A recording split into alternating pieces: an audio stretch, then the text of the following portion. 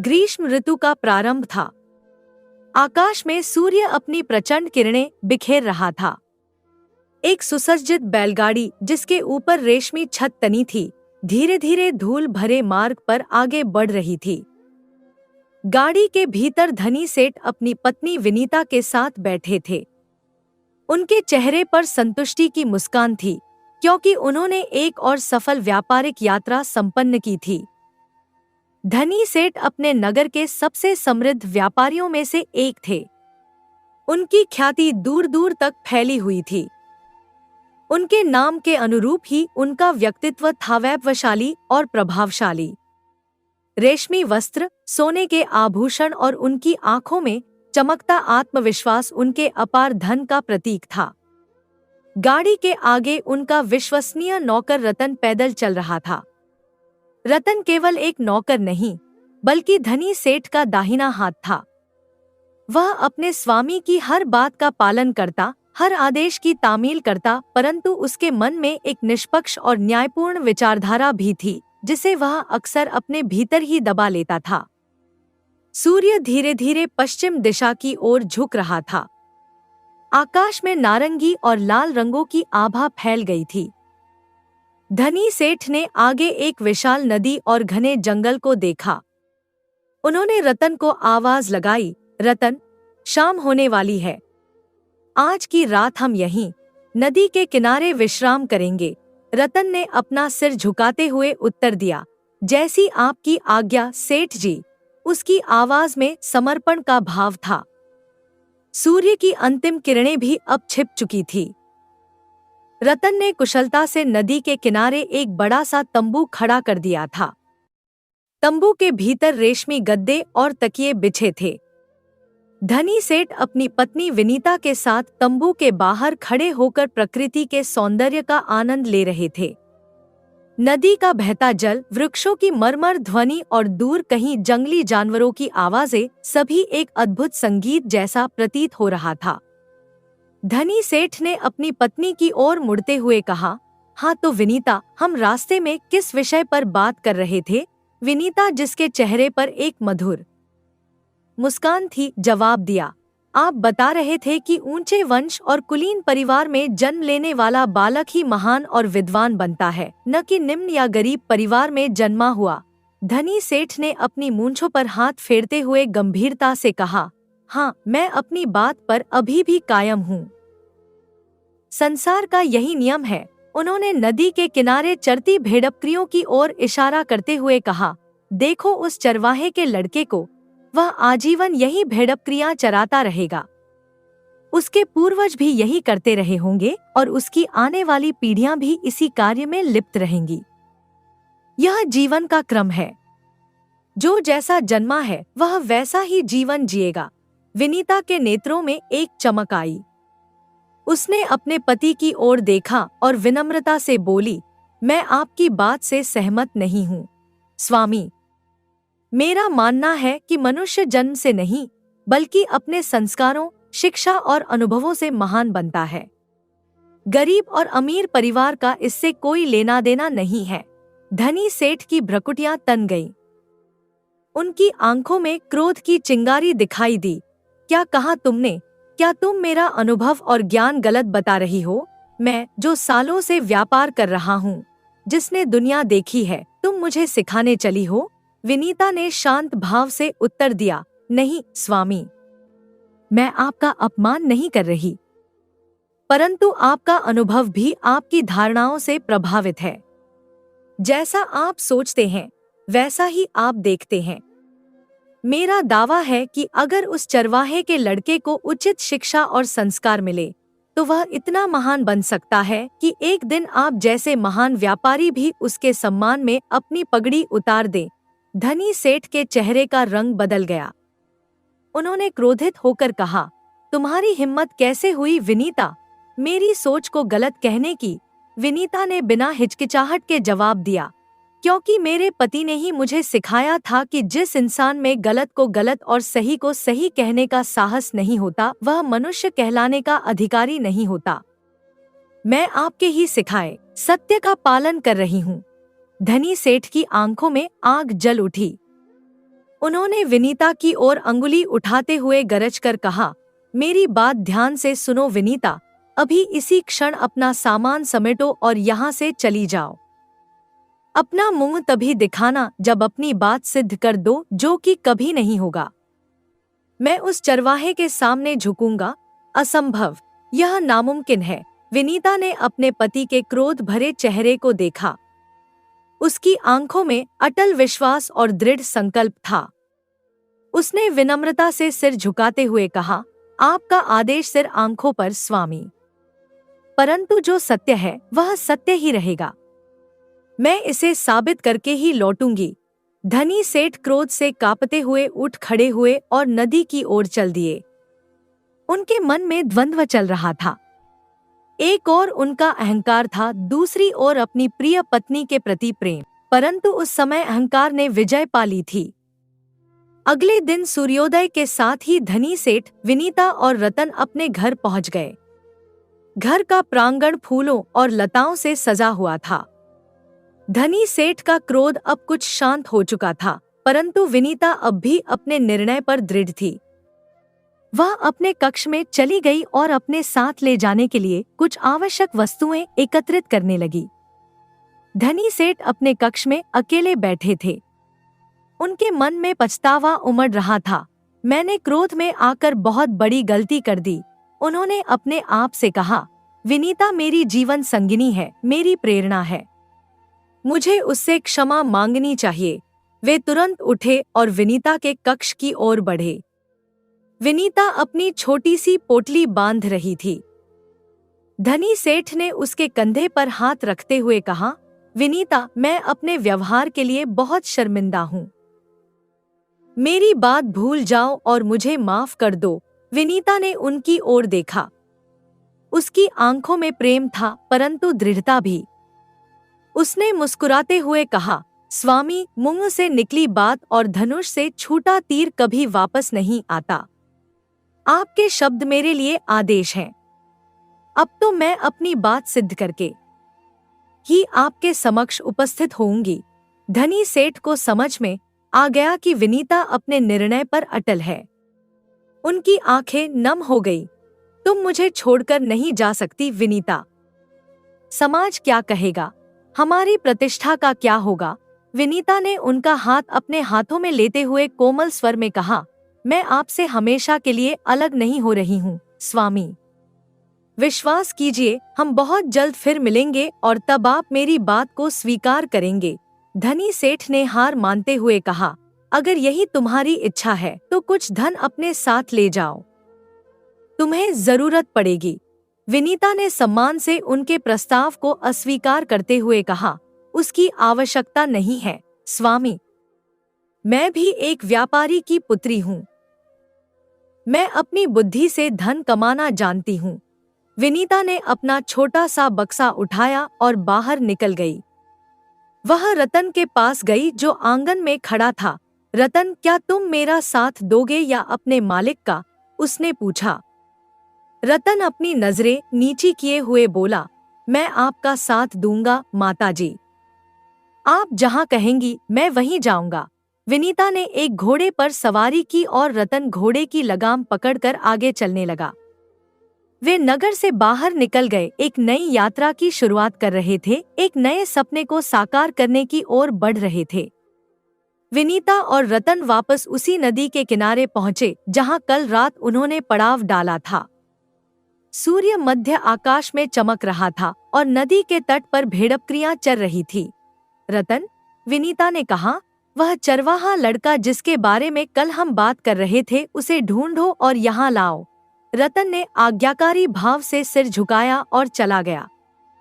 विनीता एक विशाल वृक्ष की घनी छाया में बैठ गई। उसके मन में अनेक विचार घूम रहे थे। क्या वह वास्तव में अपनी बात सिद्ध कर पाएगी? क्या वह लड़का उसके साथ आने को तैयार होगा? क्या उसके माता पिता अनुमति देंगे? कुछ समय बाद रतन लौटा और उसके साथ एक 10-11 वर्ष का लड़का था। लड़का दुबला-पतला था, परंतु उसकी आंखों में जिज्ञासा और बुद्धि की चमक थी। उसके वस्त्र फटे पुराने थे, परंतु उसका व्यक्तित्व दीप्तिमान था।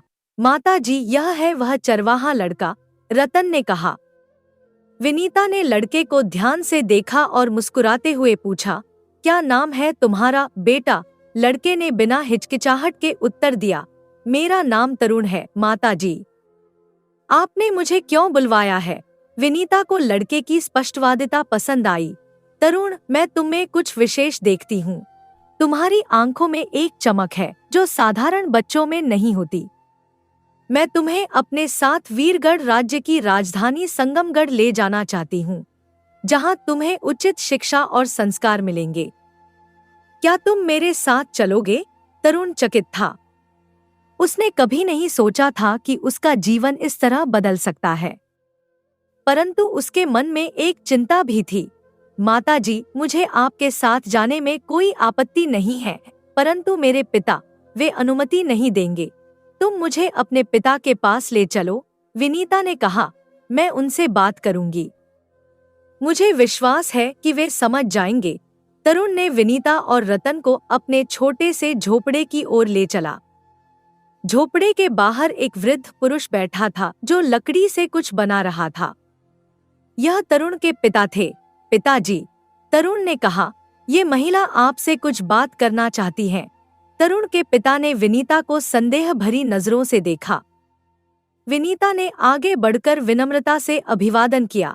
मैं व्यापारी धनी सेठ की पत्नी हूँ। उसने अपना परिचय दिया।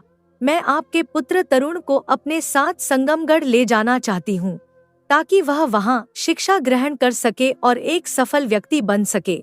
परंतु क्यों? तरुण के पिता ने संदिग्ध स्वर में पूछा। आप एक अनजान बच्चे को क्यों अपने साथ ले जाना चाहती हैं?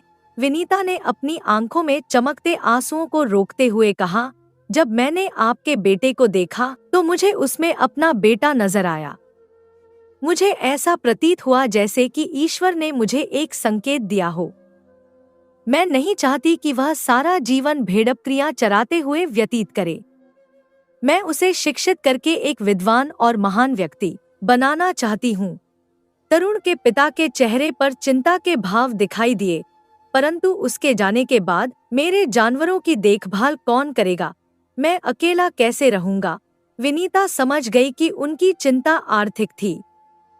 उसने अपने गले से एक भारी सोने का हार उतारा और तरुण के पिता की ओर बढ़ाते हुए कहा, इसे अपने पास रखिए। इसे बेचकर आप अपना भरण पोषण कर सकते हैं और कुछ सहायता भी रख सकते हैं। सोने के हार को देखकर तरुण के पिता की आंखें चमक उठीं। उन्होंने हाथ बढ़ाकर हार ले लिया और उसे गौर से देखने लगे। तरुण, उन्होंने अपने बेटे की ओर देखते हुए कहा, आज से ये तेरी माता है। इनके हर आदेश का पालन करना। जैसा ये कहें वैसा ही करना। फिर विनीता की ओर मुड़कर बोले, मैं अपने बेटे को आपके साथ भेज रहा हूँ। उसे अच्छी शिक्षा देना और उसका ध्यान रखना। तरुण अपने पिता के पैरों में गिर पड़ा और आंसू बहाते हुए कहा, पिताजी, मैं आपको कभी नहीं भूलूंगा। मैं वापस आऊंगा और आपको गर्व महसूस कराऊंगा। उसके पिता ने उसे गले लगाते हुए कहा, जा बेटा, अपना भाग्य बनाने। और जब बड़ा आदमी बन जाए तो अपने बूढ़े पिता को मत भूलना। विनीता, तरुण और रतन उस छोटे से गांव से विदा लेकर संगमगढ़ की ओर प्रस्थान कर गए। उनके सामने एक नई यात्रा, एक नया जीवन और अनंत संभावनाएं थी। संगमगढ़ एक विशाल और समृद्ध नगर था। ऊंची ऊंची अट्टालिकाएं, विशाल मंदिर, रंग बिरंगे बाजार और चहल पहल भरी गलियां, सब कुछ तरुण के लिए नया और आश्चर्यजनक था। वह अपनी आंखों को विश्वास नहीं कर पा रहा था। विनीता ने शहर के बाहरी इलाके में एक छोटा सा घर किराए पर लिया। यह घर एक प्रसिद्ध गुरुकुल के पास था, जहां कुलीन परिवारों के बच्चे शिक्षा ग्रहण करते थे। तरुण, विनीता ने कहा, कल से तुम इस गुरुकुल में जाना शुरू करोगे। वहां तुम्हें संस्कृत, गणित, ज्योतिष, दर्शन शास्त्र और अन्य विद्याओं का ज्ञान मिलेगा। तरुण की आंखों में भय और उत्साह का मिश्रण था। क्या मैं वहां की शिक्षा समझ पाऊंगा? माताजी, मैं तो अब तक कभी पाठशाला नहीं गया। विनीता ने उसके सिर पर हाथ रखते हुए कहा, तुम्हारे भीतर असीम क्षमता है तरुण, तुम्हें बस परिश्रम और लगन से पढ़ना है। मैं हर रात तुम्हारी सहायता करूंगी और तुम्हारे सारे संदेहों का समाधान करूंगी। अगले दिन विनीता तरुण को गुरुकुल ले गई। गुरुकुल का प्रधानाचार्य गुरु वशिष्ठ एक विद्वान और कठोर अनुशासक थे। उन्होंने तरुण को देखकर भौहें सिकोड़ी। यह लड़का तो एक चरवाहे जैसा लगता है। उन्होंने कहा, क्या यह हमारे गुरुकुल की शिक्षा समझ पाएगा? विनीता ने विनम्रतापूर्वक कहा, गुरुदेव, यह बालक अत्यंत प्रतिभाशाली है। मैं आपसे प्रार्थना करती हूँ कि इसे अपने शिष्य के रूप में स्वीकार करें। मैं आपको वचन देती हूँ कि यह आपकी उम्मीदों पर खरा उतरेगा। गुरु वशिष्ठ ने तरुण की आंखों में झांका। उन्होंने उसमें कुछ ऐसा देखा जो उन्हें प्रभावित कर गया। ठीक है, उन्होंने कहा, मैं इसे 1 महीने का समय देता हूँ। अगर यह हमारी शिक्षा को ग्रहण कर पाया तो इसे गुरुकुल में रखा जाएगा, अन्यथा। विनीता ने तरुण को गुरु के चरणों में प्रणाम करवाया और स्वयं भी उनके चरण स्पर्श किए। आपका आशीर्वाद इसके साथ रहे, गुरुदेव। पहले कुछ दिन तरुण के लिए बहुत कठिन थे। अन्य छात्र, जो सभी कुलीन परिवारों से थे, उसका मजाक उड़ाते और उसे चरवाहा कहकर चिढ़ाते। परंतु तरुण ने इन सब बातों को अनसुना कर दिया और अपनी पढ़ाई पर ध्यान केंद्रित किया। हर रात जब वह घर लौटता, विनीता उसे दिन भर की शिक्षा दोहराने में मदद करती। वह स्वयं एक विद्वान थी, परंतु समाज की मान्यताओं के कारण उसे अपनी विद्वता छिपानी पड़ती थी। अब वह अपना सारा ज्ञान तरुण में स्थानांतरित कर रही थी। 1 महीने बाद गुरु वशिष्ठ ने तरुण की परीक्षा ली। उन्होंने उससे कई कठिन प्रश्न पूछे, जिनके उत्तर तरुण ने बिना हिचकिचाहट के दिए। गुरु की आंखें विस्मय से चौड़ी हो गईं। विनीता, उन्होंने कहा, यह बालक असाधारण है। इसकी ग्रहण शक्ति अद्भुत है। मैंने कभी नहीं देखा कि कोई इतनी कम उम्र में इतना ज्ञान ग्रहण कर सके। विनीता की आंखें खुशी से भर गईं। यह सब आपके आशीर्वाद का प्रताप है, गुरुदेव। तरुण को गुरुकुल का स्थायी छात्र बना दिया गया। धीरे धीरे उसकी प्रतिभा ने अन्य छात्रों और गुरुओं को भी प्रभावित किया। वह हर विषय में प्रथम आने लगा और कई शास्त्रार्थों में विजय होता। 2 वर्ष बीत गए। तरुण अब एक किशोर हो चुका था और उसका ज्ञान और विनम्रता सभी को प्रभावित करती थी। विनीता अब एक छोटा सा व्यापार भी संभालती थी, जिससे वे अपना जीवन यापन करते थे। एक दिन तरुण गुरुकुल से लौटकर आया और विनीता के चरणों में गिर पड़ा। माता जी, मैंने गुरुकुल की अंतिम परीक्षा उत्तीर्ण कर ली है। गुरु वशिष्ठ ने मुझे आशीर्वाद दिया है और कहा है कि मैं अब एक पूर्ण विद्वान हूँ। विनीता ने उसे अपने आंचल में समेट लिया। उसकी आंखों में आनंद के आंसू थे। मुझे तुम पर गर्व है, तरुण। तुमने मेरे विश्वास को सच कर दिखाया है। तरुण ने उत्साह से कहा, अब मैं क्या करूं, माता जी? मैं एक शिक्षक बनूं या कोई व्यापार शुरू करूं? विनीता ने गंभीरता से कहा, अब समय आ गया है, तरुण, कि तुम अपनी शिक्षा का व्यावहारिक प्रयोग करो।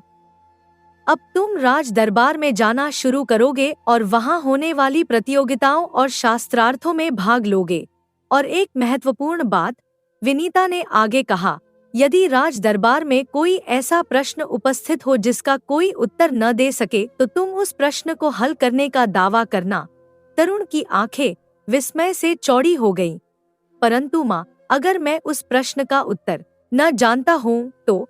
विनीता ने मुस्कुराते हुए कहा, तुम चिंता मत करो, उस प्रश्न का हल मैं तुम्हें बताऊंगी। तुम बस कुछ समय की मोहलत मांग लेना। उसी समय रतन वहां आ पहुंचा, जो अब भी विनीता और तरुण की सेवा में था। माताजी, तरुण ने गुरुकुल की परीक्षा उत्तीर्ण कर ली। यह तो आपकी मेहनत और दृढ़ विश्वास का ही फल है। विनीता ने रतन की ओर देखकर कहा, रतन, तुमने मेरा बहुत साथ दिया है। अब समय आ गया है कि तुम अपने मालिक के पास वापस जाओ। परंतु उन्हें मेरा पता मत बताना, नहीं यह कि तरुण कौन है और कहां से आया है। रतन चकित हो गया। आप ऐसा क्यों कह रही हैं, माताजी?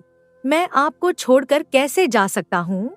विनीता ने दृढ़ता से कहा, यही उचित है रतन। मेरे पति को तुम्हारी आवश्यकता है। तुम्हारे बिना वे अकेले हैं। जाओ और उनकी सेवा करो जैसे तुमने मेरी की है। उनसे कहना कि मैं अपनी बात सिद्ध करने के करीब हूँ और शीघ्र ही हम फिर से मिलेंगे। रतन ने विनम्रतापूर्वक सिर झुकाया। जैसी आपकी आज्ञा माताजी। तरुण, जो अब रतन को मामा जी कहकर बुलाता था, उसके गले लग गया। आपकी बहुत याद आएगी मामा जी, और तुम्हारी भी तरुण, रतन ने कहा, आंखों में आंसू लिए। अगले दिन रतन विनीता और तरुण को छोड़कर धनी सेठ के पास लौट गया और तरुण ने राज दरबार में जाना शुरू कर दिया, एक नए अध्याय की शुरुआत करते हुए। राजा अजीत सिंह के दरबार की भव्यता देखते ही बनती थी।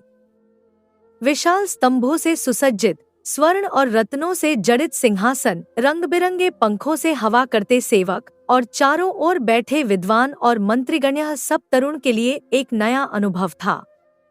तरुण शुरू में दरबार के एक कोने में चुपचाप बैठता और राजा के न्याय और दरबारियों के वाद विवाद को सुनता। वह अपनी बारी का इंतजार कर रहा था जब वह अपनी योग्यता दिखा सके। एक दिन जब दरबार में सामान्य कार्यवाही चल रही थी, एक अजनबी व्यक्ति दरबार में प्रवेश किया। उसके वस्त्र विदेशी थे और उसके पास एक छोटी सी झोली थी। महाराज की जय हो, उसने गहरी आवाज में कहा और राजा के सामने झुक गया। राजा अजीत सिंह ने उसे ध्यान से देखा। तुम कौन हो और यहाँ क्या चाहते हो? उन्होंने पूछा। महाराज, मैं दूसरे देश का एक कलाकार हूँ। आपके दरबार की कीर्ति सुनकर मैं यहाँ आया हूँ। मैं आपके सम्मुख एक चुनौती प्रस्तुत करना चाहता हूँ। राजा की आंखों में जिज्ञासा जाग उठी। और वह चुनौती क्या है? विदेशी कलाकार ने अपनी झोली से 2 मिट्टी की बत्तखें निकाली और उन्हें राजा के सामने रखा। वे दोनों बिल्कुल एक जैसी दिखाई दे रही थी। महाराज, इनमें से एक नर है और दूसरी मादा। यदि आपका कोई विद्वान इन दोनों में अंतर बता सके तो मैं न सिर्फ उसकी विद्वत्ता का लोहा मानूंगा, बल्कि उसे 500 स्वर्ण मुद्राओं से भी पुरस्कृत करूंगा। राजा अजीत सिंह ने दोनों बत्तखों को गौर से देखा। उन्हें वे दोनों एक समान दिखीं। उन्होंने अपने प्रधानमंत्री जगन्नाथ की ओर देखा, जो विद्वता के लिए प्रसिद्ध थे। मंत्री जगन्नाथ, क्या आप इनमें अंतर बता सकते हैं? राजा ने पूछा। मंत्री ने बत्तखों को ध्यान से देखा और फिर अपनी असमर्थता व्यक्त की। महाराज, यह कारीगरी का अद्भुत नमूना है। मैं इनमें कोई अंतर नहीं देख पा रहा हूँ। राजा ने दरबार के अन्य विद्वानों की ओर देखा, परंतु कोई भी इस चुनौती को स्वीकार करने के लिए आगे नहीं आया। तरुण, जो अब तक शांति से बैठा था, अचानक खड़ा हो गया। महाराज, उसने दृढ़ स्वर में कहा, यदि आप अनुमति दें तो मैं इस चुनौती को स्वीकार करना चाहूंगा। सभी नेत्र उस युवक की ओर मुड़ गए जिसे उन्होंने पहले कभी नहीं देखा था। और तुम कौन हो युवक? राजा ने पूछा। महाराज, मैं तरुण हूँ, आपकी प्रजा का एक साधारण व्यक्ति। परंतु मुझे विश्वास है कि मैं इस चुनौती का समाधान कर सकता हूँ। राजा ने अनुमति दे दी। तरुण ने दोनों बत्तखों को हाथ में लेकर बारीकी से देखा। फिर उसने कहा, महाराज, मैंने इन दोनों को देख लिया है, परंतु अपना निर्णय मैं कल सुबह दूंगा। क्या आप मुझे इतना समय देंगे? कलाकार ने मुस्कुराते हुए कहा। ठीक है महाराज, परंतु मेरी एक शर्त है। यदि यह युवक कल तक सही उत्तर नहीं दे पाया तो इसे मुझे 500 स्वर्ण मुद्राएं देनी होंगी। तरुण ने बिना हिचकिचाहट के कहा, मुझे स्वीकार है। उस रात तरुण ने विनीता को सारी घटना बताई। माँ, वे दोनों बत्तखें बिल्कुल एक जैसी हैं। मैं कैसे पहचानूंगा कि कौन नर है और कौन मादा? विनीता मुस्कुरा दी। तरुण, कलाकार ने एक सूक्ष्म अंतर रखा होगा जिसे केवल एक विशेषज्ञ ही पहचान सकता है। सुनो, मैं तुम्हें बताती हूँ कि क्या करना है। उसने तरुण के कान में कुछ कहा और तरुण की आंखें समझ से चमक उठीं। अगले दिन तरुण दरबार में पहुंचा और कलाकार से दोनों बत्तखें ली। उसने उनके कानों में बारीकी से देखा और फिर राजा की ओर मुड़ा। महाराज, उसने कहा, मेरे दाएं हाथ वाली बत्तख मादा है और बाएं हाथ वाली नर है। राजा ने कलाकार की ओर देखा, जिसका चेहरा आश्चर्य से भर गया था। क्या यह सही है कलाकार? हाँ महाराज, कलाकार ने आश्चर्य से कहा। यह बिल्कुल सही है, परंतु इस युवक ने यह कैसे पहचाना? तरुण ने मुस्कुराते हुए कहा, महाराज, धारणा है कि पक्षियों में मादा के कान के छेद खुले होते हैं, जबकि नर के कान के छेद बंद होते हैं। कलाकार ने इसी धारणा के अनुसार इन दोनों की रचना की है। मैंने बस इसी नियम का अनुसरण किया। कलाकार ने सिर हिलाया। सही कहा युवक, मैंने वास्तव में यही अंतर रखा था। तुम बहुत प्रतिभाशाली हो। उसने अपनी झोली से 500 स्वर्ण मुद्राओं की थैली निकालकर तरुण को दी। राजा अजीत सिंह को तरुण की प्रतिभा से बहुत प्रभावित हुए। तरुण, तुमने हमारे राज्य का सम्मान बढ़ाया है। हम तुम्हें पुरस्कार देना चाहते हैं। मांगो, क्या चाहते हो? तरुण ने विनम्रता से कहा, महाराज, अभी मुझे कुछ नहीं चाहिए। बस इतनी कृपा करें कि मुझे आपके दरबार में आने जाने की अनुमति दी जाए। राजा ने प्रसन्नता से अनुमति दे दी और तरुण दरबार से विदा हो गया। घर लौटकर तरुण ने विनीता को सारी कहानी सुनाई और 500 स्वर्ण मुद्राओं की थैली उनके चरणों में रख दी। विनीता ने उसे गले लगाते हुए कहा, मैं तुम पर गर्व करती हूँ पुत्र। तुमने अपनी पहली परीक्षा में सफलता प्राप्त की है। अभी बहुत कुछ सीखना बाकी है। इस प्रकार तरुण का राज दरबार में प्रवेश हो गया और उसकी प्रतिष्ठा धीरे धीरे बढ़ने लगी।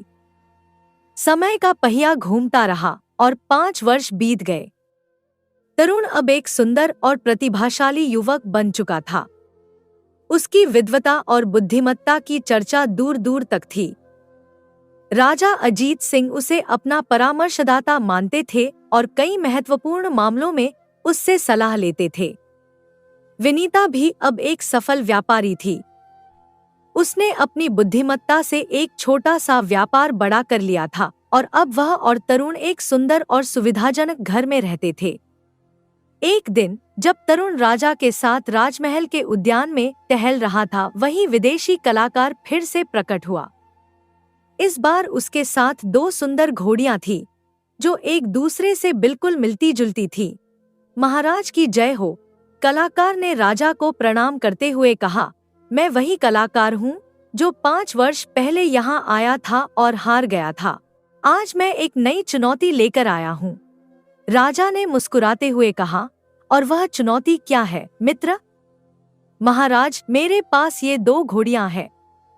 इनमें से एक माँ है और दूसरी उसकी बेटी। ये दोनों बिल्कुल एक जैसी दिखती हैं।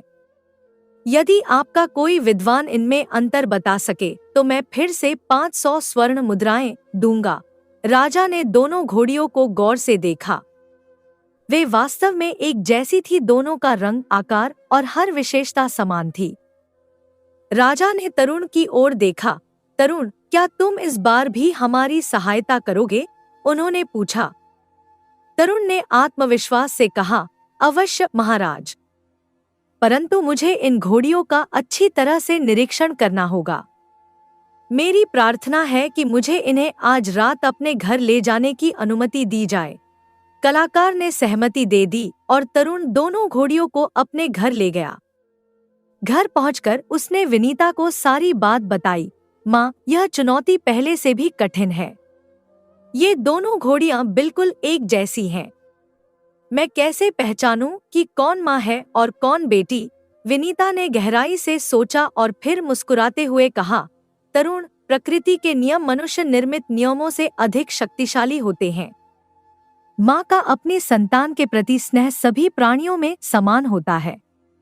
कान लाओ, मैं तुम्हें बताती हूँ कि क्या करना है। उसने तरुण के कान में कुछ कहा और तरुण के चेहरे पर समझ की मुस्कान आ गई। आप कितनी बुद्धिमान हैं, माँ, उसने प्रशंसा से कहा। आपकी सोच हमेशा से ही अनोखी रही है। अगले दिन तरुण दोनों घोड़ियों को राज दरबार में ले गया। महाराज, उसने कहा, मैं आपकी अनुमति चाहता हूँ कि यहाँ पानी का इंतजाम किया जाए। मैंने रात भर इन दोनों घोड़ियों को प्यासा रखा है। राजा ने तुरंत पानी का इंतजाम करवा दिया। तरुण ने दोनों घोड़ियों को छोड़ दिया और वे दौड़कर पानी के पास पहुंची। सभी ने देखा कि एक घोड़ी ने तुरंत पानी पीना शुरू कर दिया, जबकि दूसरी घोड़ी थोड़ी देर तक खड़ी रही, जैसे पहली घोड़ी को पीने दे रही हो। तरुण ने राजा की ओर देखकर कहा, महाराज, जो घोड़ी पानी पी रही है वह बेटी है और जो खड़ी है वह माँ है। राजा और सभी दरबारी आश्चर्यचकित रह गए।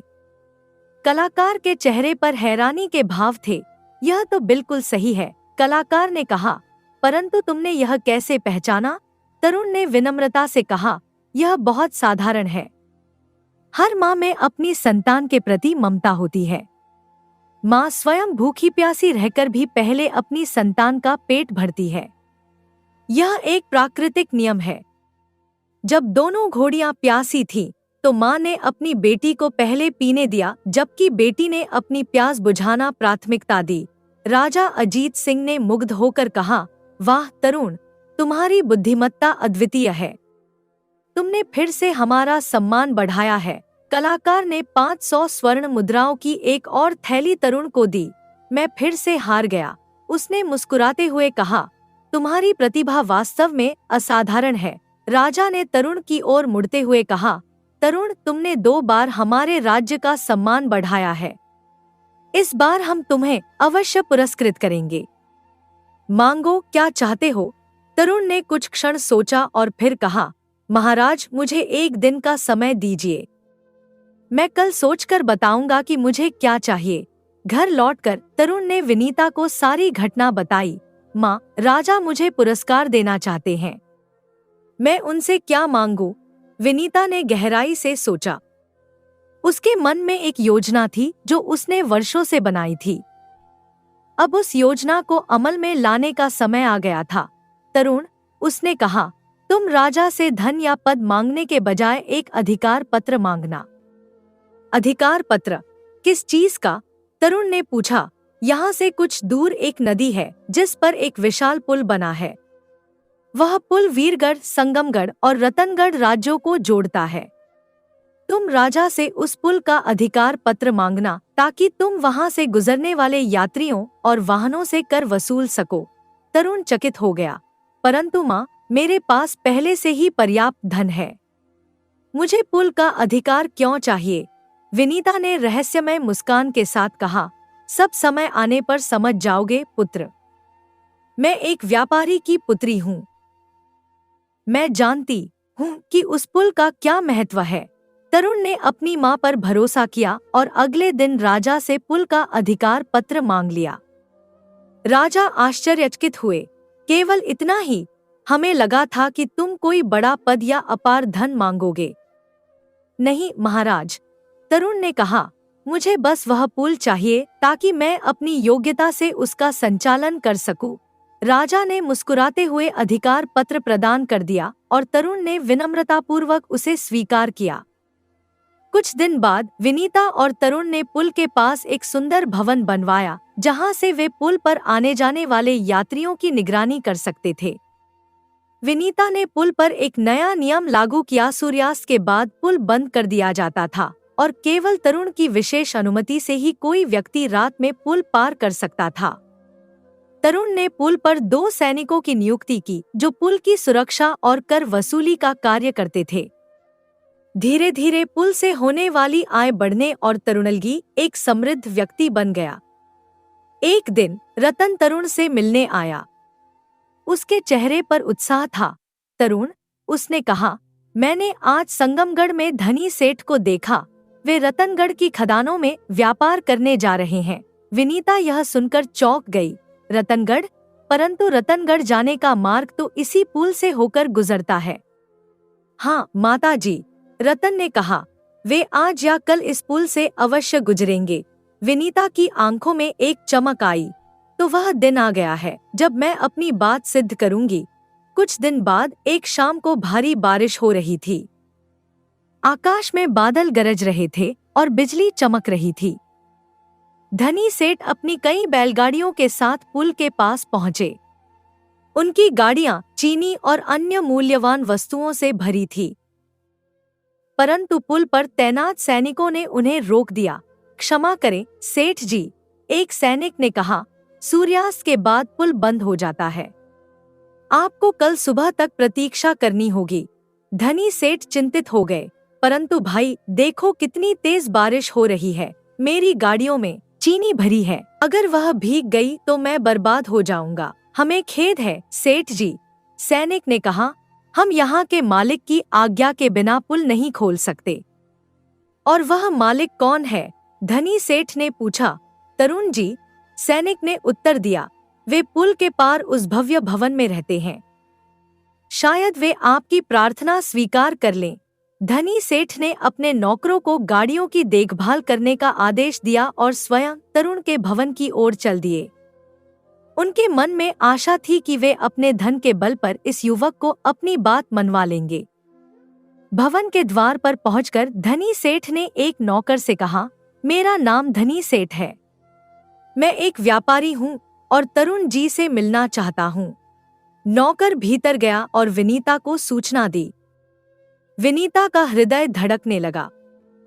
5 वर्षों के बाद उसके पति फिर से उसके समीप थे, परंतु अभी समय नहीं आया था कि वह अपने आप को प्रकट करे।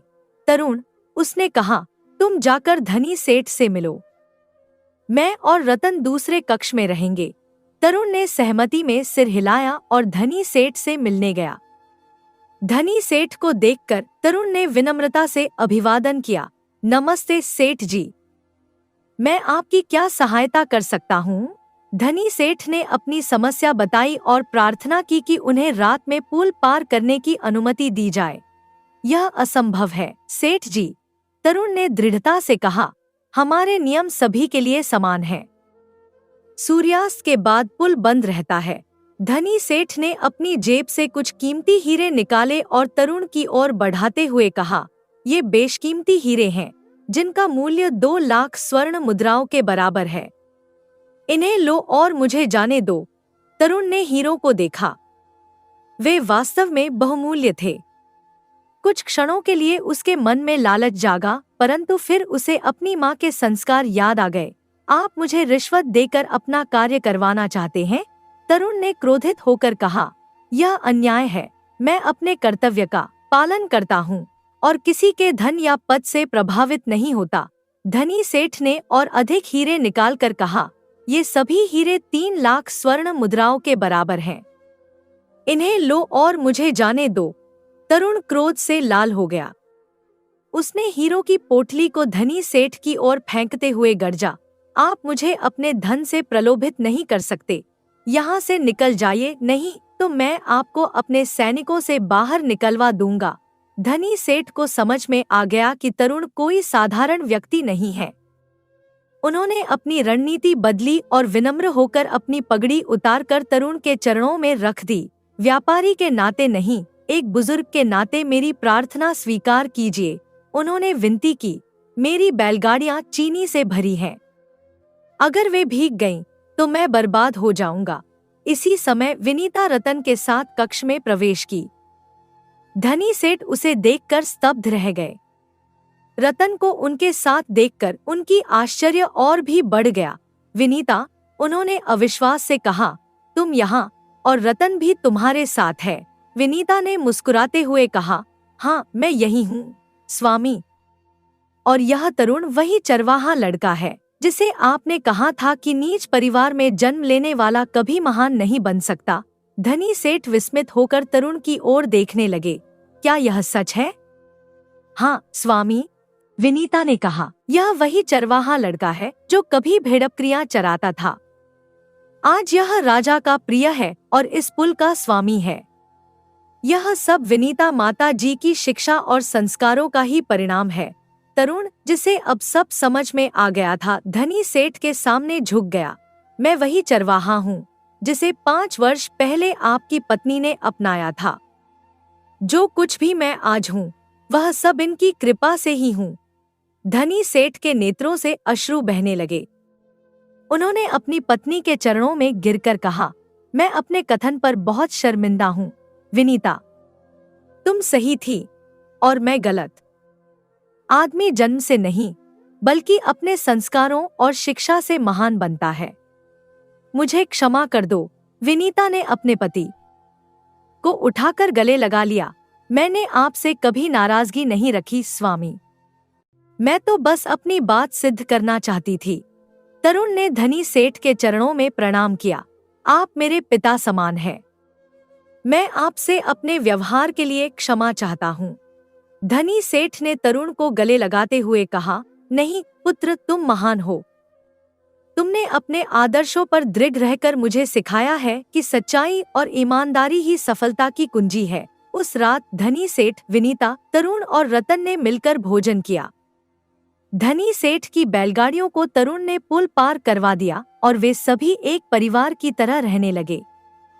धनी सेठ की विचारधारा पूरी तरह से बदल गई थी। उन्होंने समझ लिया था कि व्यक्ति का महत्व उसके जन्म से नहीं, बल्कि उसके कर्मों और संस्कारों से होता है। विनीता ने अपनी बात सिद्ध कर दी थी और परिवार फिर से एकजुट हो गया था। इस प्रकार एक छोटे से चरवाहे ने अपनी मेहनत, लगन और संस्कारों के बल पर अपना भाग्य बदल दिया था और साबित कर दिया था कि जन्म नहीं, कर्म महत्वपूर्ण होते हैं। शिक्षा मनुष्य अपने जन्म से नहीं, अपितु अपने कर्मों और संस्कारों से महान बनता है। जीवन में सच्चाई, ईमानदारी और परिश्रम का कोई विकल्प नहीं होता। समाज में उच्च नीच का भेद मिटाकर प्रत्येक व्यक्ति को समान अवसर देने से समाज का विकास होता है। दोस्तों, एक और नई कहानी की ओर बढ़ने से पहले कृपया इस चैनल को सब्सक्राइब करके मेरा हौसला बढ़ाइए। तो शुरू करते हैं दिल को छू लेने वाली एक और कहानी। सूरज की आखिरी किरणें भी धरती से विदा लेने लगी थी। शाम के धुंधलके में एक व्यापारी अपने घोड़े पर सवार अपने गांव की ओर लौट रहा था। उसके चेहरे पर थकान के भाव स्पष्ट दिखाई दे रहे थे, पर आंखों में घर पहुंचने की चाह थी। उसके कंधे पर एक लाल रंग की पोटली लटकी थी, जिसमें दिन भर की कमाई और कीमती सामान था। आकाश में काले बादल घिरने लगे थे। हवा तेज होने लगी थी, जैसे आने वाले तूफान का संकेत दे रही हो। व्यापारी ने अपने घोड़े की लगाम खींची और रुककर चारों ओर देखा। अरे, यह कौन सी जगह है? व्यापारी ने स्वयं से पूछा। उसके माथे पर चिंता की लकीरें उभर आईं। शायद मैं रास्ता भटक गया हूँ। अब तो रात भी हो रही है और मेरे पास इतना सारा कीमती सामान भी है। उसके सामने रामपुर गांव का घना जंगल था। जंगल जिसके बारे में लोग कहते थे कि वहां भयानक डाकू रहते हैं। लोग इस जंगल से होकर अकेले यात्रा करने से डरते थे। पर अब व्यापारी के पास कोई विकल्प नहीं था। उसने अपने घोड़े को एक पेड़ से बांधा और फैसला किया, ऐसा करता हूँ, आज रात यहीं किसी सुरक्षित जगह पर बिता लेता हूँ और सुबह होते ही फिर से अपने गांव की ओर चल दूंगा। उसने एक विशाल वृक्ष के नीचे अपना आसन जमाया। अपनी लाल रंग की पोटली को सिरहाने रखकर वह अपनी थकी हुई आंखें बंद करने ही वाला था कि उसे एक पायल की मधुर छनकार सुनाई दी। यह कैसी आवाज थी? व्यापारी ने चौंक कर आंखें खोली। इस घने जंगल में भला एक स्त्री कैसे हो सकती है? शायद थकान की वजह से मुझे वहम हो रहा है। इतना सोचकर वह फिर से आंखें बंद कर लेता है। तभी पायल की आवाज और भी नजदीक आती है, साथ ही कोमल कदमों की आहट भी। धीरे धीरे वह आवाज उसके बिल्कुल करीब आ जाती है। जब व्यापारी ने अपनी आंखें खोलीं, तो उसके सामने एक अद्भुत सुंदरी खड़ी थी। चांदनी रात में उसका सौंदर्य और भी निखर रहा था। उसने अपने आप को एक नर्म वस्त्र से ढक रखा था और उसकी आंखों में भय का भाव था। तुम कौन हो? व्यापारी ने हैरानी से पूछा। मुझे बचा लीजिए, मुझे बचा लीजिए, वह कन्या कांपते स्वर में बोली। उसकी आंखों से आंसू बह रहे थे। व्यापारी ने उठकर उसके कंधे पर हाथ रखा। पहले आप शांत हो जाइए और बताइए कि आप कौन हैं और आपको किससे खतरा है। मेरे पीछे कुछ डाकू पड़े हैं। वह लड़की सिसकते हुए बोली। मुझे बचा लीजिए, वरना वह मेरे साथ पता नहीं क्या क्या करेंगे। क्या डाकू? व्यापारी का चेहरा भय से पीला पड़ गया। वह अंदर ही अंदर सोचने लगा, अरे तो क्या कर रहा है? एक कन्या के सामने मर्द होकर डर रहा है? डाकू ही तो है।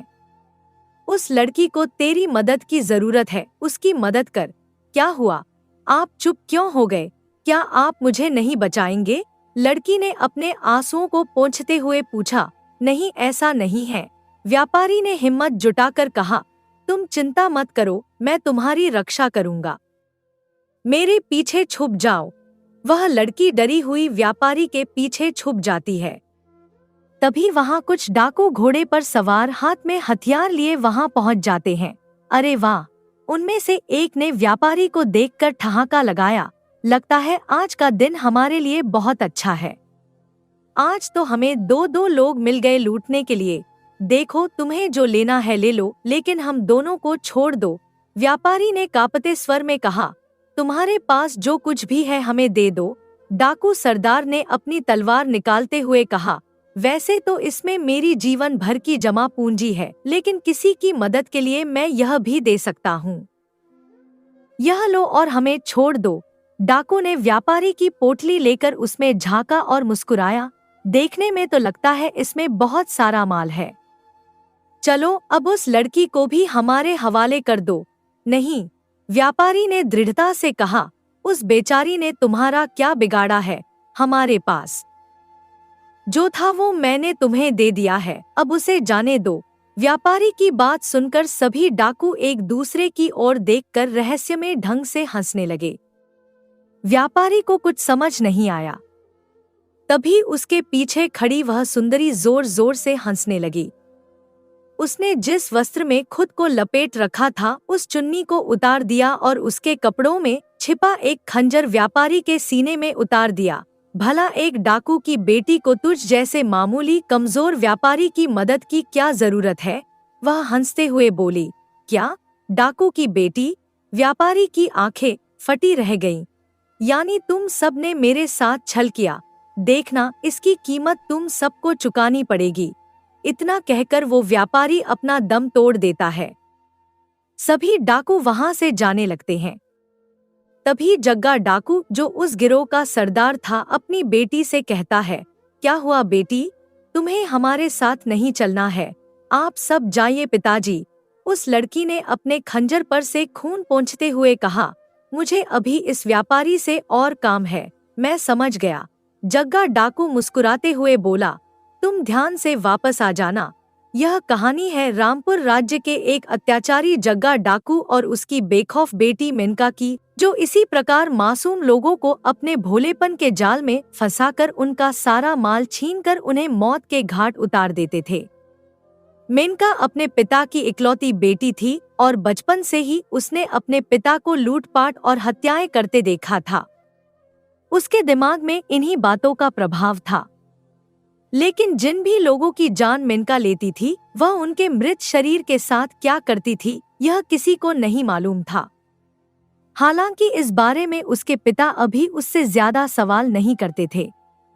रामपुर के जंगल में ऐसी अनेकों हत्याएं हुई थी, लेकिन कोई भी कुछ नहीं कर पाता था।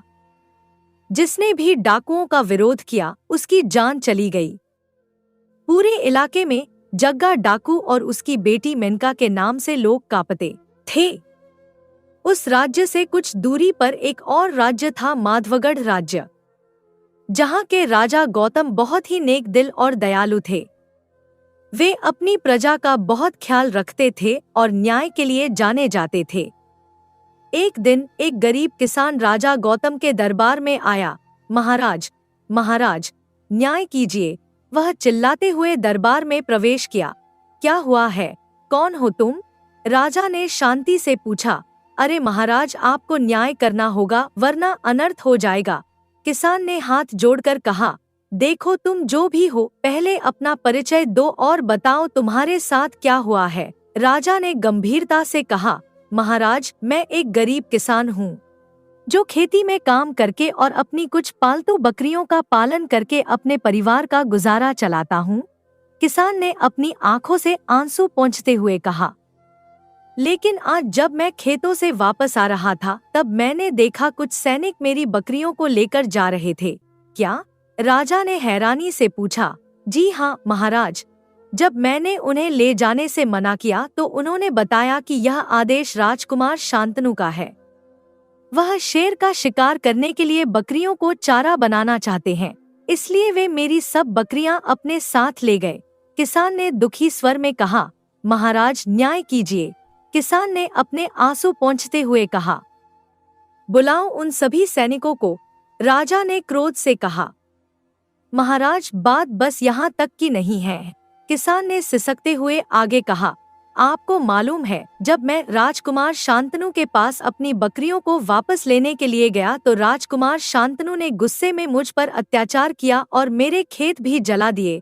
अब मैं क्या करूँगा? मैं तो बर्बाद हो गया महाराज, मैं तो बर्बाद हो गया।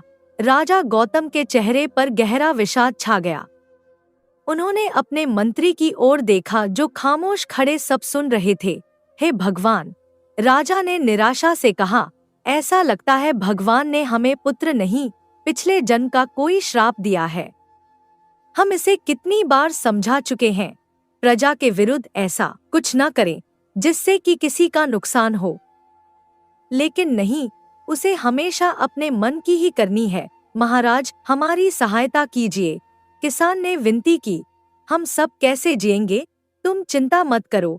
राजा ने आश्वासन दिया, मंत्री जी आप हमारे शाही खजाने से इस गरीब किसान को कुछ धन दे दीजिए जिससे यह अपनी खेती को दोबारा उपजाऊ बना सके और दोबारा कुछ बकरियां खरीद सके। धन्यवाद महाराज, धन्यवाद। किसान ने राजा के चरणों में गिरकर कहा। वह आदमी सर झुकाकर वहां से चला गया, लेकिन महाराज के क्रोध का कोई ठिकाना नहीं था।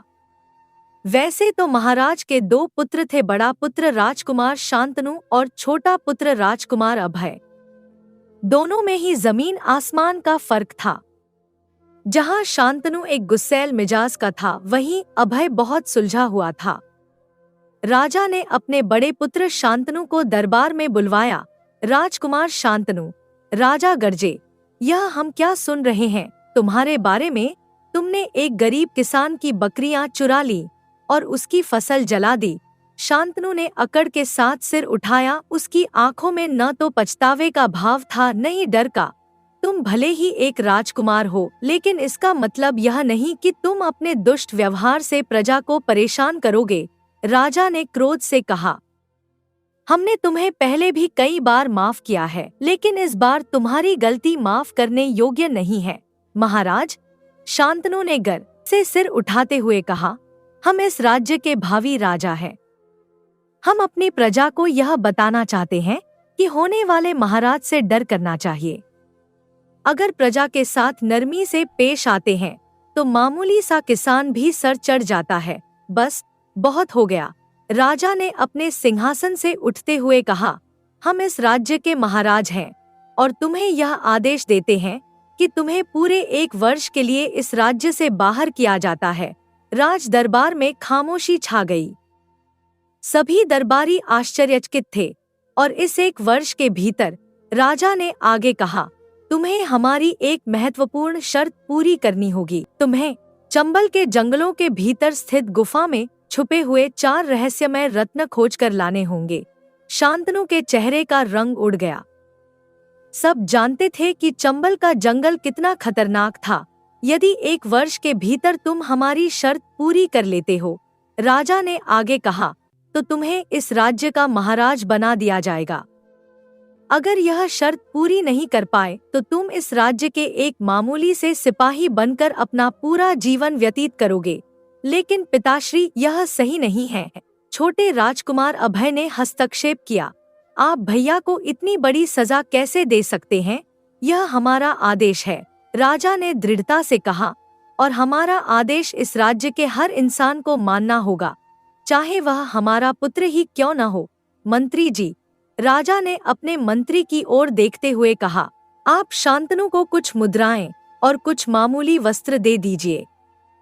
और हाँ राजकुमार, एक बात हमेशा याद रखना, किसी को भी तुम्हारी पहचान के बारे में मालूम नहीं होना चाहिए कि तुम एक राजकुमार हो।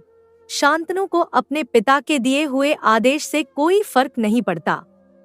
वह अपने अहंकार में चूर महल से बाहर चला जाता है।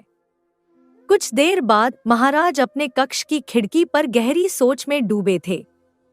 यह देख मंत्री जी महाराज के कक्ष में आते हैं। महाराज, आप बहुत चिंतित मालूम होते हैं। मंत्री ने कहा, हाँ मंत्री जी, आप सही कह रहे हैं। राजा ने उदासी से कहा, हम प्रजा के लिए एक अच्छे राजा तो बन गए, लेकिन शायद एक अच्छे पिता न बन सके। हमारे अपने खून के अंदर इतना बदलाव देखकर हम हैरान हैं, और न चाहते हुए भी हमें अपने पुत्र को इतनी बड़ी सजा देनी पड़ी है। महाराज, अगर सच कहूँ तो आपको राजकुमार शांतनु को उस खतरनाक जंगल में नहीं भेजना चाहिए था। मंत्री ने चिंता व्यक्त की। आपको तो मालूम है, चंबल के अंदर स्थित उस गुफा में आज तक जो भी गया है वह जिंदा वापस नहीं आया है, और ऐसे में राजकुमार की जान को खतरा भी हो सकता है। बस यही सोचकर हमारा दिल बैठा जा रहा है। मंत्री जी, राजा ने दुहक से कहा। राजकुमार शांतनु चलते चलते अपने राज्य से दूसरे राज्य में प्रवेश कर चुके थे। उन्होंने अपने राजसी वस्त्र उतारकर साधारण कपड़े पहन लिए थे। कोई भी उन्हें देखकर यह नहीं कह सकता था कि वह एक राजकुमार हैं। लेकिन उन्हें मालूम नहीं था कि चंबल के जंगलों में जाने के लिए उन्हें किस राह पर जाना है। मैं चलता हूँ, उन्होंने खुद से कहा। यहाँ तक तो आ गया हूँ, लेकिन इससे आगे कहाँ जाऊँ, कुछ समझ ही नहीं आ रहा। राजकुमार शांतनु थके हुए एक पेड़ के पास बैठ जाते हैं। उनके बगल में एक भिखारी अपनी सूखी रोटी लेकर बैठ जाता है। यह देखकर शांतनु का गुस्सा आसमान छू लेता है। अरे तेरी हिम्मत कैसे हुई मेरे पास बैठने की, वह गुस्से से चिल्लाया। अरे भाई, इतना गुस्सा क्यों कर रहे हो, भिखारी ने शांति से जवाब दिया। यह पेड़ किसी के बाप का थोड़ी है, पेड़ है सबके लिए बराबर है। मैं अपना खाना खाकर यहाँ से चला जाऊंगा। तेरी यह हिम्मत। शांतनु और भी गुस्से में आ गया। हमसे जुबान लड़ा रहा है, रुक तुझे अभी बताता हूँ। इतना कहकर शांतनु उस भिखारी को जमीन पर धक्का दे देता है। भिखारी जमीन पर गिर जाता है और उसे थोड़ी चोट लग जाती है। हमसे उलझने की सोचना भी मत, शांतनु ने धमकी दी, वरना हम तुम्हारे प्राण ले लेंगे। तभी वहां एक साधु आता है। उसके चेहरे पर तेज था और आंखों में गहरा ज्ञान था। वह उस भिखारी को उठाकर वहां से भेज देता है और राजकुमार शांतनु की ओर मुड़ता है। यह तुमने सही नहीं किया राजकुमार शांतनु, साधु ने शांति से कहा। शांतनु चौंक गया। तुम कौन हो और हमें कैसे जानते हो? साधु की आंखों में रहस्यमयी चमक थी। मेरी पहचान मत पूछो, अपनी पहचान छुपाओ। जो तुम्हारे साथ हुआ है और होने वाला है वह सब भगवान ने तय किया है। इसलिए अच्छा होगा कि तुम अपना अहंकार त्याग कर उन 4 रत्नों की खोज करो। हम नहीं जानते आप कौन हैं, शांतनु ने कहा, लेकिन ऐसा लगता है आप हमारे बारे में बहुत कुछ जानते हैं। अब आप ही हमें बताओ कि हमें उन 4 रत्नों तक पहुंचने के लिए कौन सी राह तय करनी होगी। साधु ने गहरी सांस ली। हम यह देख पा रहे हैं, एक तुम ही हो जो उन 4 रत्नों तक पहुंच सकते हो, लेकिन उसके लिए तुम्हें हमारी 4 बातें माननी होंगी। उसके बाद ही तुम अपने लक्ष्य तक पहुंच सकते हो। ठीक है, आप हमें बताइए, शांतनु ने उत्सुकता से कहा। साधु ने अपनी दाढ़ी पर हाथ फेरते हुए कहा, पहली बात, हमेशा सफर में अगर एक साथी हो तो मंजिल और आसान हो जाती है। दूसरी बात, किसी अनजान व्यक्ति के घर का खाना नहीं खाना चाहिए।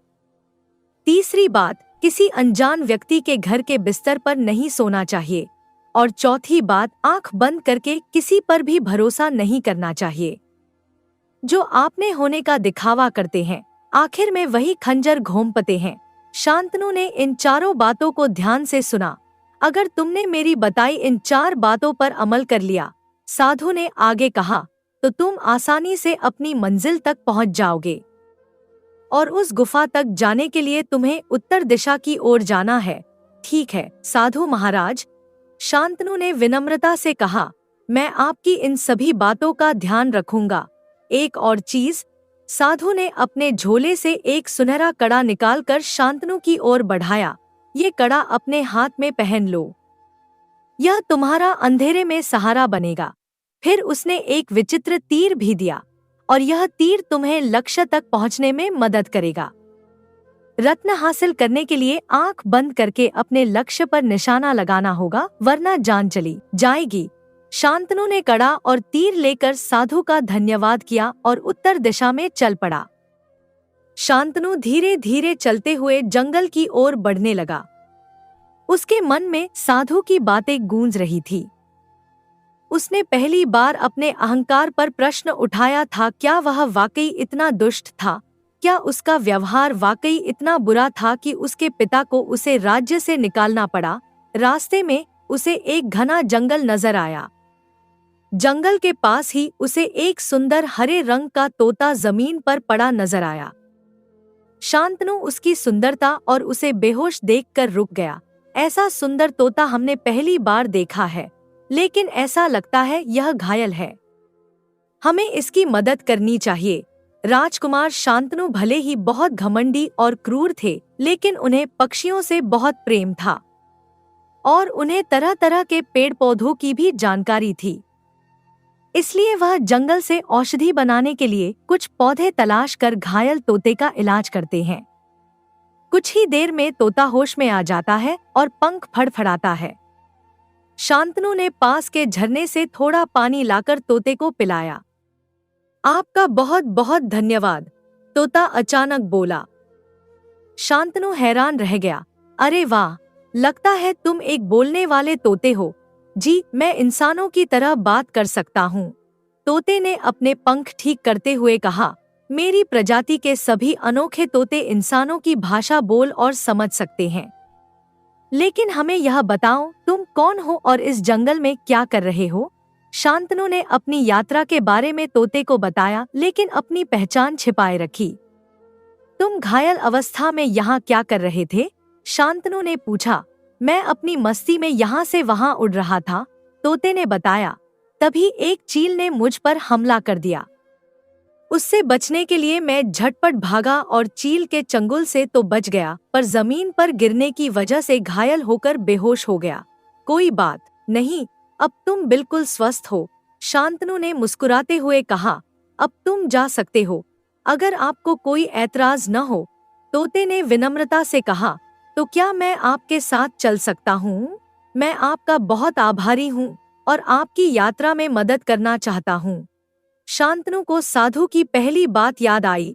हमेशा सफर में अगर एक साथी हो तो मंजिल और आसान हो जाती है। अरे, इसमें ऐतराज वाली क्या बात है? शांतनु ने मुस्कुराते हुए कहा। एक से भले दो होंगे तो सफर और आसान होगा। इतना कहकर शांतनु तोते को अपने साथ ले जाता है। तोता शांतनु के कंधे पर बैठकर उससे बातें करने लगता है। उसे जंगल के बारे में और रास्ते के बारे में बहुत कुछ पता था। चलते चलते अब रात हो गई थी। शांतनु भी बहुत थक गया था। ऐसा करते हैं, आज रात यहीं आराम करते हैं, शांतनु ने एक पेड़ के नीचे रुकते हुए कहा, और कल सुबह फिर से अपनी मंजिल की ओर निकल जाएंगे। शांतनु अपने सामान को रखकर एक पेड़ के पास सो जाता है और तोता भी उस पेड़ की डाल पर बैठकर आंखें बंद कर लेता है।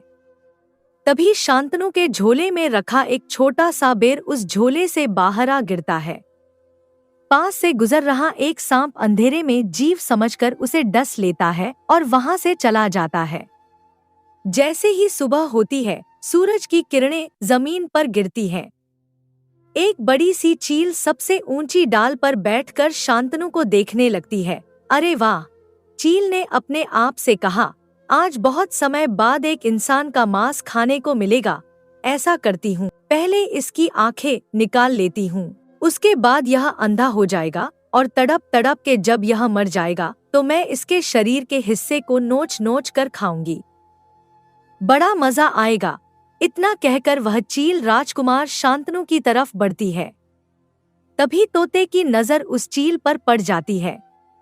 वह दुष्ट चील के इरादे समझ जाता है, इसलिए राजकुमार के झोले से गिरा वो बेर उठाकर वह चोंच से चील की तरफ फेंकता है। चील अपना मुंह खोलकर राजकुमार की आंखों की तरफ बढ़ रही थी, लेकिन तभी वह बेर चील के मुंह के अंदर चला जाता है। जहरीला बेर पेट में जाते ही चील पर जहर का असर शुरू हो जाता है। वह जमीन पर गिर जाती है और तड़प तड़प कर मर जाती है। जब राजकुमार की आंख खुलती है तो वह सामने मरी हुई चील को देखता है। यह सब क्या है? कुछ नहीं, तोते ने उसके कंधे पर बैठते हुए कहा, बस एक बार आपने मेरे प्राण बचाए और एक बार मैंने हिसाब बराबर किया। मुझे नहीं मालूम यह सब कैसे हुआ, शांतनु ने हैरानी से कहा, लेकिन उस साधु की बात सच हो गई, एक से भले दो। देखो दोस्त, तुमने मेरी जान बचा ली, अब मैंने तुम्हारा एहसान उतार दिया है। तोते ने उदासी से कहा, इसलिए मैं तुम्हारे साथ यहीं तक आ सकता था। अब आगे का सफर तुम्हें अकेले तय करना होगा। तुम्हारी मंजिल तुम्हारा इंतजार कर रही है। ठीक है दोस्त, शांतनु ने तोते के सिर पर प्यार से हाथ फेरते हुए कहा, तुमने मेरी यहाँ तक बहुत मदद की है और इसके लिए मैं हमेशा तुम्हारा शुक्रगुजार रहूंगा। अब मैं चलता हूँ, तुम अपना ध्यान रखना। इतना कहकर वह तोता वहाँ से उड़ जाता है और उसके जाने के बाद शांतनु आगे का सफर अकेला तय करता है। चलते चलते शांतनु रामपुर के जंगलों तक पहुंच जाता है। यहाँ के जंगल घने और भयावह थे। शांतनु ने सुन रखा था कि यहाँ डाकू रहते हैं, इसलिए वह सावधानी से चल रहा था। तभी एक आदमी की नजर शांतनु पर पड़ती है। उसने शांतनु के हाथ में एक सोने का राजमहल का कड़ा देखा और वह उस रामपुर के जंगलों में बसे डाकुओं के पास जाता है। अरे अरे सरदार, सरदार, वह हांफते हुए जग्गा डाकू के पास पहुंचा। आपके लिए एक संदेश, आपके लिए एक संदेश है सरकार। अरे अरे पहले सांस तो ले ले, जग्गा डाकू ने कहा, उसके बाद कहना जो कहना है। सरदार, आपको पता है रामपुर में एक व्यक्ति आया है। उस आदमी ने उत्तेजना से कहा, देखने में बहुत सुंदर है। उसके हाथ में सोने का एक बहुत भारी कड़ा है, उसकी कीमत बहुत होगी। लगता है राजमहल से कोई है, ऐसी बात है तो लग जाओ काम पर। जग्गा डाकू ने अपने साथियों को इशारा किया। तभी जग्गा डाकू की बेटी मेनका अपने कमरे से बाहर आकर चेहरे पर तेज लिए अपने पिता से कहती है, पिताजी आप चिंता मत कीजिए, मैं अकेली हूँ उस व्यक्ति के लिए। वह चाहे जो भी हो मेरी सुंदरता के जाल में फंसकर अपने पास छिपा रखा सारा माल दे देगा। तभी एक और अज्ञात व्यक्ति सर पर कंबल ओढ़े जग्गा डाकू के पास आता है। वह कान में कुछ बताता है और वहां से चला जाता है। अच्छा, तो यह राजकुमार शांतनु है। जग्गा डाकू ने हैरानी से कहा, यह किस 4 रत्न की बात कर रहा था? पिताजी, मेनका ने उत्सुकता से पूछा, आप किनके बारे में बात कर रहे हैं बेटी? जग्गा डाकू ने गहरी सांस लेते हुए कहा, यह वह 4 रत्न हैं जिनको पाने के लिए दुनिया भर के डाकू अपनी जान जोखिम में डाल देते हैं, लेकिन आज तक कोई भी उन 4 रत्नों को चंबल की उस गुफा से बचाकर नहीं लेकर आ पाया। वो 4 रत्नों को लेने जो भी उस गुफा में गया वह मौत के हवाले हुआ है। पिताजी, मैं उन 4 रत्नों को लेकर आना चाहती हूँ।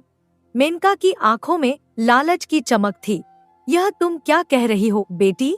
जग्गा डाकू ने डर के साथ कहा, मैं अपनी बेटी को मौत के मुंह में नहीं जाने दे सकता। पिताजी, मुझे कुछ नहीं होगा, मेनका ने दृढ़ता से कहा। वो 4 रत्न वो राजकुमार ही लेकर आएगा, लेकिन वापस जिंदा नहीं जाएगा। मुझे नहीं पता कि तुम्हारे दिमाग में क्या चल रहा है, जग्गा डाकू ने विचारपूर्वक कहा, लेकिन मुझे अपनी बेटी पर पूरा विश्वास है। वह कुछ सोच समझ कर ही यह बोल रही होगी। ठीक है पिताजी, मुझे आज्ञा दीजिए, मेनका ने विनती की। मेनका इतना कहकर वहां से कंबल ओढ़े चली जाती है और शांतनु का पीछा करने लगती है। शांतनु रामपुर के जंगलों से गुजरने लगता है। तभी उसे रास्ते में एक लड़की की चिल्लाने की आवाज आती है, बचाओ बचाओ। वह आवाज धीरे धीरे पास आती गई। एक लड़की बुरी हालत में शांतनु के सामने आ खड़ी होती है। उसके कपड़े फटे हुए थे और चेहरे पर डर का भाव था। भगवान के लिए मुझे बचा लीजिए, मुझे बचा लीजिए, वह लड़की गिड़गिड़ाई। तभी कुछ आदमी जो चेहरे पर नकाब पहने थे वहां आ पहुंचते हैं। कौन हो तुम लोग? शांतनु ने सख्ती से पूछा, और इस लड़की का पीछा क्यों कर रहे हो? तुम्हें उससे क्या मतलब है? यह लड़की हमारी है, उनमें से एक ने कहा। इसे हमारे हवाले कर दो और निकलो यहाँ से, वरना अपनी जान से हाथ धो दोगे। नहीं, ऐसा मत करना, लड़की ने शांतनु की बाह पकड़ी। मुझे बचा लो वरना ये लोग मुझे मार देंगे। तुम चिंता मत करो। शांतनु ने लड़की को आश्वस्त किया और फिर उन नकाबपोशों की ओर मुड़ा। और तुम लोग अभी के अभी यहाँ से चले जाओ वरना अच्छा नहीं होगा। लगता है तुम्हें सबक सिखाना ही पड़ेगा, नकाबपोश नेता ने कहा। इतना कहकर सभी डाकू शांतनु पर हमला कर देते हैं। लेकिन शांतनु एक कुशल योद्धा था। उसने अपनी तलवार निकाली और उन सभी से युद्ध करके उनको वहां से भगा दिया। आपका बहुत बहुत धन्यवाद, लड़की ने आंखों में आंसू भरकर कहा। आपने मेरी जान बचा ली। यह सब तो ठीक है, शांतनु ने उसे गौर से देखते हुए कहा। लेकिन तुम इस घने जंगल में अकेली क्या कर रही हो? मैं पास में पानी लेने गई थी, लड़की ने अपने आंसू पोंछते हुए बताया। तभी डाकुओं ने मुझे देखा और मेरे पीछे पड़ गए। अपनी जान बचाने के लिए मैं जंगल में आ गई और फिर आपको मालूम ही है जो हुआ। ठीक है, शांतनु ने सहानुभूति से कहा। तो तुम ऐसा करो, मुझे बताओ तुम्हारा घर कहाँ है, मैं तुम्हें वहाँ छोड़ देता हूँ। मैं रास्ता भटक गई हूँ, लड़की ने मासूमियत से कहा। मुझे नहीं मालूम कि मेरा घर कहाँ है। अब मैं क्या करूँ? शांतनु सोच में पड़ गया। एक लड़की को इन जंगलों में अकेले भी नहीं छोड़ सकता। ऐसा करता हूँ, इसे अपने साथ ही ले चलता हूँ। अगर रास्ते में इसका घर मिला तो इसे वहाँ छोड़ दूंगा। क्या सोच रहे हैं आप? लड़की ने धीरे से पूछा। ऐसा कीजिए, शांतनु ने कहा। अभी आप मेरे साथ चलिए और जब हम वापस आएंगे तो मैं आपको आपके घर तक छोड़ दूंगा। आपका बहुत बहुत धन्यवाद, लड़की ने हाथ जोड़कर कहा। यह लड़की और कोई नहीं, मेनका थी, जो बहुत चालाकी से शांतनु के साथ चंबल के जंगलों में उसके साथ चल देती है। इस बात से शांतनु बिल्कुल अनजान था। उसके दिमाग में साधु की बातें थी और 4 रत्नों की खोज थी। धीरे धीरे कुछ दिन गुजर जाते हैं और शांतनु मेनका को पसंद करने लगता है। मेनका बहुत ही सुंदर, मधुर भाषी और प्रेम से बात करने वाली थी। शांतनु का उस पर विश्वास बढ़ता जा रहा था। चलते चलते एक दिन मेनका के पैर में कांटा चुभ जाता है। वह दर्द से करा उठती है। क्या हुआ? शांतनु ने चिंता से पूछा। मेरे पैर में कांटा चुभ गया है, मेनका ने दर्द से मुंह बनाते हुए कहा। मुझे बहुत दर्द हो रहा है, मैं चल नहीं पा रही हूँ। शांतनु ने झुककर उसके पैर को देखा। वाकई एक बड़ा कांटा उसके पैर में धंसा हुआ था। शांतनु ने बड़ी सावधानी से वह कांटा निकाला और अपने पास रखी दवा से उसके घाव पर लगाया। अब तुम आराम करो, शांतनु ने कहा। मैं तुम्हें अपनी पीठ पर बिठाकर ले चलता हूँ। इसलिए शांतनु उसे अपनी पीठ पर बिठाकर आगे चलता है। मेनका का मन विचारों से भर गया। कितना भला इंसान है यह! क्या मुझे वाकई इसे धोखा देना चाहिए? लेकिन यह 4 रत्न ऐसे ही कुछ दिन और महीने गुजर जाते हैं और आखिरकार मेनका और शांतनु चंबल के जंगलों में पहुंच जाते हैं। आखिरकार हम यहाँ पहुंच गए, शांतनु ने राहत से कहा। हाँ, सही कहा आपने, मेनका ने उसे देखते हुए कहा। हम अपनी मंजिल तक आ ही गए हैं। शांतनु ने गुफा के मुंह को देखा। वह अंधेरा और भयावह लग रहा था। मेरी एक बात बहुत ही ध्यान से सुनना, शांतनु ने मेनका के हाथ थामते हुए कहा। अगर मैं सूर्य ढलने से पहले गुफा से बाहर आ गया तो हम वापस चलेंगे, लेकिन अगर मैं वापस नहीं आ पाया तो समझ जाना मैं जीवित नहीं हूँ और तुम वापस उसी रास्ते लौट जाना। अपने पीछे देखो, शांतनु ने पीछे मुड़कर इशारा किया। यह लाल रंग का निशान इस जंगल से बाहर जाने का रास्ता है, जो मैं इस जंगल में आने से पहले ही बनाता आया हूँ। तुम इस रास्ते वापस लौट जाना, मैं तुम्हारा उम्र भर यहाँ इंतजार करूंगी, मेनका ने भावुक होकर कहा। तुम जल्दी आना। इतना कहकर शांतनु गुफा के अंदर चला जाता है और मेनका बाहर उसका इंतजार करती है। एक बार बस वह शांतनु 4 रत्न लेकर आ जाए। मेनका ने अपने आप से कहा, फिर मैं इसका काम तमाम कर दूंगी। शांतनु इस बात से बेखबर उस गुफा के अंदर जाता है, जहाँ बहुत अंधेरा होता है। उसे कुछ भी दिखाई नहीं दे रहा था। तभी शांतनु को साधु की एक बात याद आती है और उसका दिया हुआ वो सोने का कड़ा भी याद आता है। साधु ने कहा था यह कड़ा अंधेरे में सहारा बनेगा। शांतनु ने सोचा शायद इसका कोई मतलब होगा।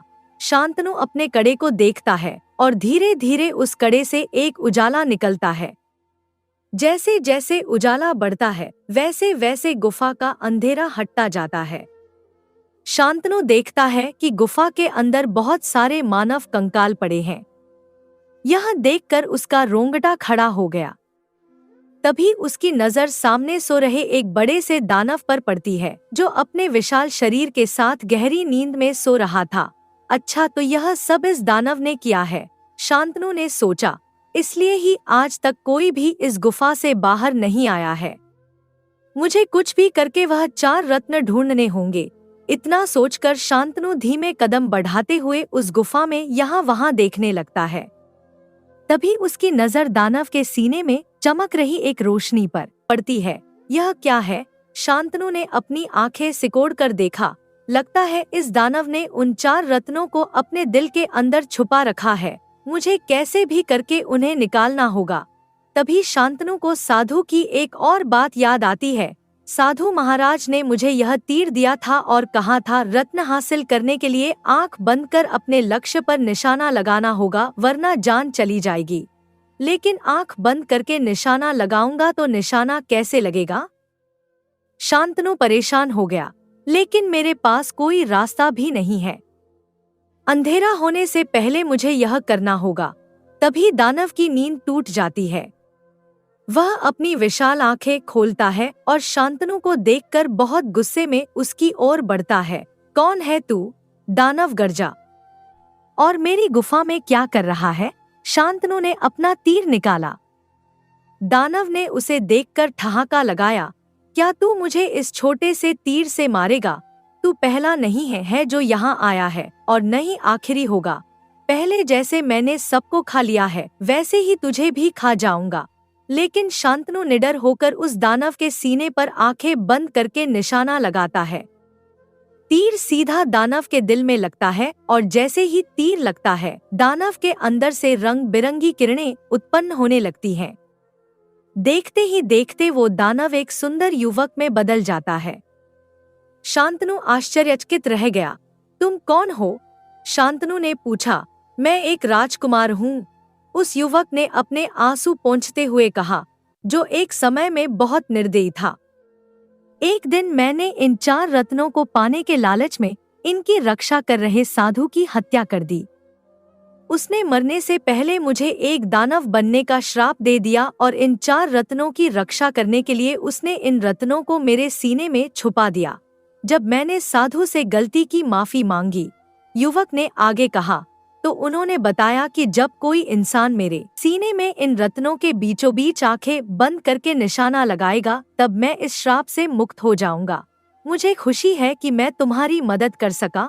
युवक ने शांतनु का हाथ थामते हुए कहा, अब मेरा यहाँ से जाने का वक्त आ गया है और मेरे बाद अब तुम इन 4 रत्नों के हकदार हो।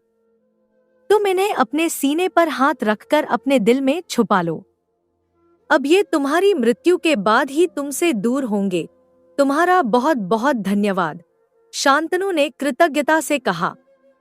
युवक के दिए निर्देशों के अनुसार शांतनु ने अपने सीने पर हाथ रखा और आंखें बंद कर ली। उसने अपने भीतर एक अजीब सी ऊर्जा महसूस की, जैसे कुछ उसके शरीर का हिस्सा बन गया हो। अब तुम जा सकते हो, युवक ने कहा, और ध्यान रखना ये रत्न तभी अपनी शक्ति दिखाएंगे जब तुम सच्चे हृदय से इनका प्रयोग करोगे। शांतनु ने युवक से विदा ली और शाम होने से पहले गुफा से बाहर आ जाता है। यह देखकर मेनका खुश हो जाती है। लगता है इसे वो 4 रत्न मिल गए हैं। मेनका, तुम अभी तक यहाँ मेरा इंतजार कर रही थी? शांतनु ने प्यार से पूछा। हाँ, मेनका ने मुस्कुराते हुए कहा, तुमने कहा था ना, मैं खुश हूँ कि तुम सही सलामत बाहर आ गए। दिखाओ वो 4 रत्न कहाँ हैं?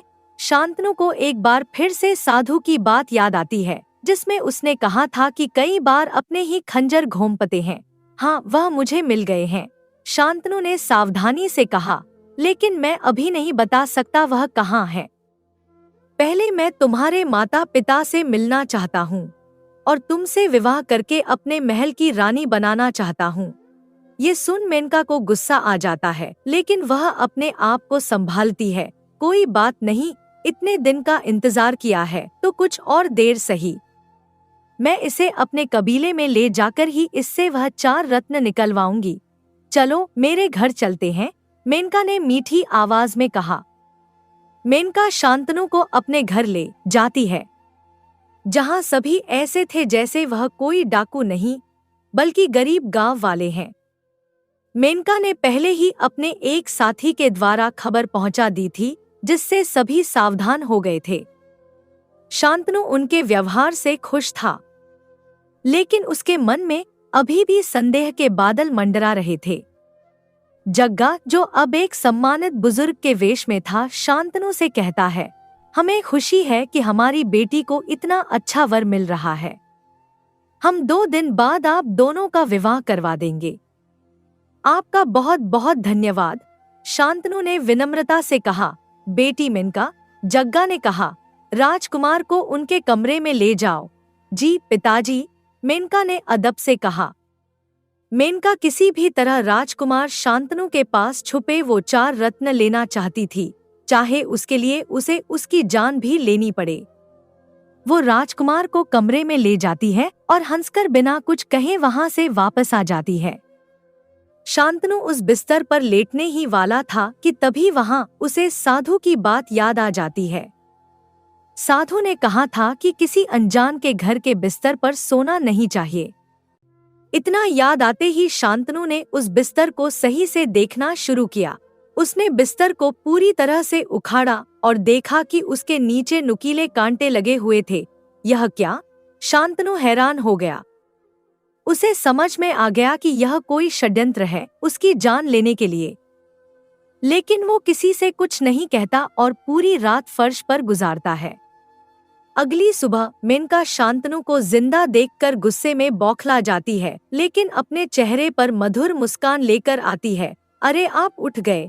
मेनका ने प्यार से पूछा। नींद कैसी आई? बहुत बहुत अच्छी नींद आई, शांतनु ने मुस्कुराते हुए कहा। ये बिस्तर बहुत ही आरामदायक था। मेनका ने एक शरबत का गिलास शांतनु की ओर बढ़ाया। ये लीजिए, ठंडा शरबत पी लीजिए, पूरा दिन तरोताजा हो जाएगा। हाँ क्यों नहीं, शांतनु ने गिलास लेते हुए कहा। लेकिन पहले तुम इसे पियो, क्योंकि तुम मेरी होने वाली अर्धांगिनी हो और मैं अपना सुख दुख और भोजन तुम्हारे साथ बांटना चाहता हूँ। मैं यह कैसे पी सकती हूँ? मेनका ने झिझकते हुए कहा। क्योंकि हम कह रहे हैं, शांतनु ने दृढ़ता से कहा। मेनका बहाना करके शरबत का गिलास छोड़ देती है। माफ करना, गलती से शरबत गिर गया, मैं दूसरा शरबत लाती हूँ। नहीं, उसकी जरूरत नहीं है, शांतनु ने उसे रोकते हुए कहा। मेनका के जाने के बाद शांतनु देखता है कि एक बिल्ली उसके कमरे में आती है और उस जमीन पर गिरे शरबत को पीती हुई मर जाती है। यह देख शांतनु हैरान रह गया। यह शरबत जहरीला था। यह सब क्या हो रहा है? कहीं मेनका? उसका शक मेनका पर पड़ जाता है। शायद यह सब मेनका वह 4 रत्न पाने के लिए कर रही है, लेकिन वह ऐसा कैसे कर सकती है? उसने इतने दिन मेरे साथ गुजारे हैं, तब उसे देखकर नहीं लगता कि यह सब करेगी। जरूर कोई बात है, मुझे पता लगाना पड़ेगा। शांतनु अब उनका दिया हुआ कुछ भी नहीं खाता और न ही उनके कमरे में सोता है। यह 2 दिन निकालना उसके लिए बहुत मुश्किल हो जाता है। एक रात वह देखता है कि आधी रात को कुछ लोग काले कपड़े पहने अपने साथ एक मरे हुए आदमी को लेकर आते हैं। फिर मेनका उस आदमी को एक घोड़े पर बांधकर अपने साथ ले जाती है। शांतनु भी सबसे बचकर उसके पीछे चल देता है। वह दोनों एक अंधेरी जंगल में पहुंचते हैं, जहां एक बहुत ही अजीब पेड़ था। उसके अंदर एक बहुत बड़ी गुफा थी। मेनका इतनी रात यहाँ क्या करने आई है? शांतनु अपने आप से सोचता है। शांतनु उसके पीछे जाता है और जहाँ वह देखता है कि एक बड़ी शैतान की मूर्ति के सामने, जिसके आगे एक बहुत बड़ा बर्तन रखा हुआ था जिसमें तेल खौल रहा था, और मेनका काले कपड़े पहनी उस शैतान की पूजा करके उस मृत आदमी का शरीर उस बर्तन में डाल देती है। वाह मेरी बहन वाह! मेनका ने कहा, तूने तो कमाल ही कर दिया। बस एक और आदमी की मौत और मैं काले जादू की मल्लिका बन जाऊंगी। दीदी, मैं अब और नहीं कर सकती यह सब। एक लड़की की आवाज आई। यह मेनका किससे बात कर रही है? शांतनु ने सोचा, क्या यहाँ कोई और भी है? शांतनु थोड़ा और अंदर आकर देखता है तो उसे मेनका की जुड़वा बहन शैलजा नजर आती है। दोनों एक जैसी दिखती थी, लेकिन शैलजा के चेहरे पर मासूमियत थी जबकि मेनका के चेहरे पर क्रूरता। यह तू क्या कह रही है दीदी? मेनका ने गुस्से से कहा, जब से मैं राजकुमार शांतनु से मिली हूँ। शैलजा ने भावुक होकर कहा, मेरे मन में उनके प्रति प्रेम भावना जागने लगी है। मैं उससे शादी करना चाहती हूँ। भगवान के लिए आप उन्हें कुछ मत करना। क्या तू पागल हो गई है? मेनका ने शैलजा के बालों को पकड़ लिया। तुझे मालूम भी है मैं आखिर किसकी जान लेने वाली हूँ? तेरे उस राजकुमार शांतनु की। उसे मारकर मैं वह 4 रत्न हासिल करूंगी और काले जादू की मल्लिका बनूंगी। नहीं दीदी, ऐसा मत करना, शैलजा रोते हुए गिड़गिड़ाई। मैं पूरी कोशिश करूंगी आपको राजकुमार से वह 4 रत्न दिलवाने की, लेकिन आप उनकी जान मत लेना। ये तू क्या बकवास कर रही है? मेनका ने उसके गाल पर थप्पड़ मारा। हम डाकू हैं, हम किसी पर रहम नहीं खाते, हम किसी से प्रेम नहीं करते, इसलिए चुपचाप जो मैं कह रही हूँ वो कर, वरना मैं तेरी जान ले लूंगी। अच्छा तो यह बात है, शांतनु ने मन ही मन सोचा। जो मेरे साथ थी वो शैलजा थी और जो अब है वो मेनका है। मुझे कुछ करना होगा। शांतनु मेनका के जाने का इंतजार करता है और जैसे ही मेनका वहाँ से जाती है तो शांतनु शैलजा के पास जाता है। शैलजा, शांतनु ने उसे पुकारा। राजकुमार शांतनु, आप यहाँ? शैलजा भय से थर थर कांपने लगी। अब कुछ मत कहो शैलजा, शांतनु ने उसके हाथ थामे। जितना प्रेम तुम मुझसे करती हो उतना ही प्रेम मैं तुमसे करता हूँ और तुम्हें अपने साथ लेकर जाना चाहता हूँ। अगर सबको पता चल गया तो वो हमें नहीं छोड़ेंगे।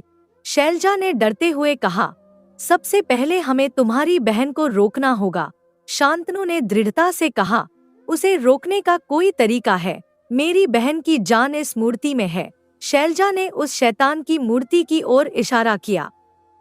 अगर यह मूर्ति टूट जाती है तो उसकी जान भी चली जाएगी। हम डाकू इस शैतान की पूजा करते हैं। ठीक है, तो सबसे पहले इसको ही खत्म करते हैं, शांतनु ने निश्चय किया। इतना कहकर शांतनु एक डंडा उठाकर उस मूर्ति पर वार करता है। जैसे जैसे वह मूर्ति खंडित होती है वैसे वैसे दूर कहीं मेनका घायल होती है।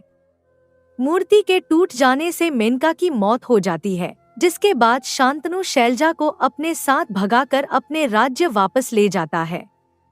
1 वर्ष पूरा बीत चुका था और शांतनु अपनी प्रेमिका शैलजा को लेकर माधवगढ़ राज्य के महल जाता है। महल के द्वार पर पहुंचते ही सैनिकों ने उन्हें पहचान लिया। राजकुमार शांतनु वापस आ गए हैं, वे पूरे महल में घोषित करने लगे।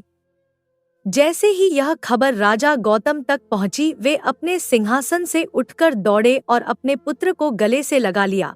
मेरे बेटे, तुम वापस आ गए। राजा की आंखों से आंसू बह निकले।